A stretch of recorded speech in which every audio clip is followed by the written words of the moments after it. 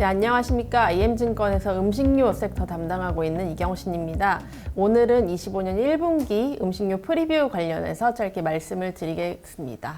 지금 음식료 같은 경우에는 시장 대비해서 약간의 프리미엄을 가지고 있는 구간입니다. 비록 최근에 같이 이제 동반해서 주가가 움직이긴 하지만 시장 대비해서 한 17% 정도의 프리미엄을 갖는 구간이고요. 과거 대비해서 프리미엄 폭은 그렇게 높지는 않습니다.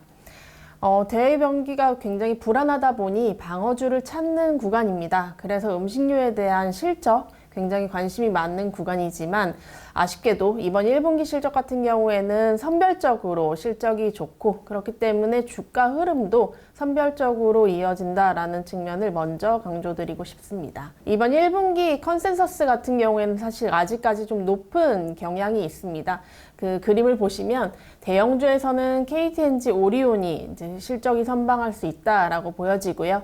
그리고 이외 같은 경우에는 베이스 효과나 이런 것들을 다 감안을 해서 동원 F&B, 하이트진로, 대상, 신세계푸드 이런 업체들, 그리고 지금 제가 커버를 하고 있진 않지만 해외 쪽이 굉장히 좋은 삼양식품 이런 업체들 같은 경우에는 실적이 견조합니다.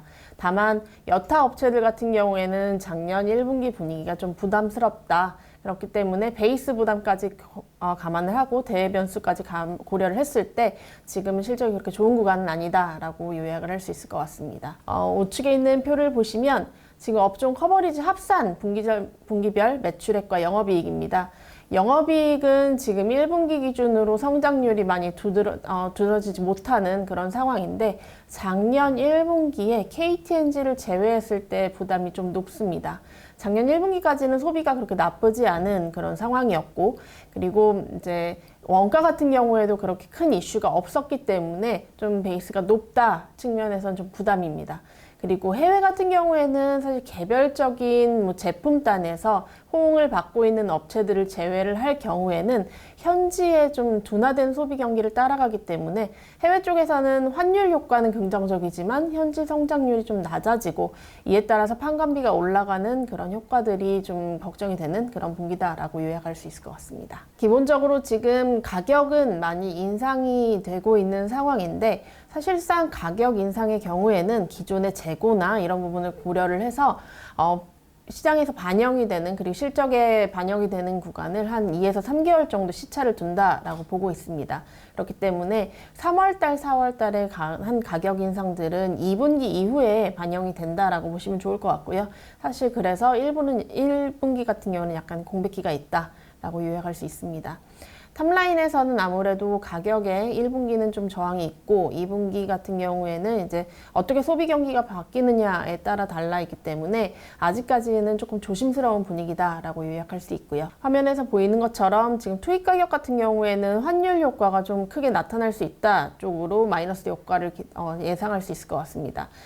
대형 대두, 소맥, 옥수수, 원당 같은 이런 대형 상품 가격은 지금 완만하게 좀 천천히 내려가고 있는 상황이고요.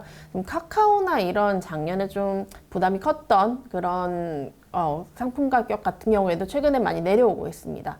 이 부분이 시차를 두고 이제 투입 가격으로 반영이 될 건데 문제는 아직까지 원달러 환율이 높기 때문에 투입에 대한 약간 부담은 열어둘 필요가 있다라고 보면 좋을 것 같고요. 그렇기 때문에 결론적으로는 코스트 측면에서 부담이 완화되는 것은 하반기 이후로 보시는 게 좀 더 편안할 것 같습니다. IM증권 음식료 13개 커버리지 업체의 합산으로 매출액 성장률은 3%대, 영업이익도 한 3%대 성장이 예상이 됩니다.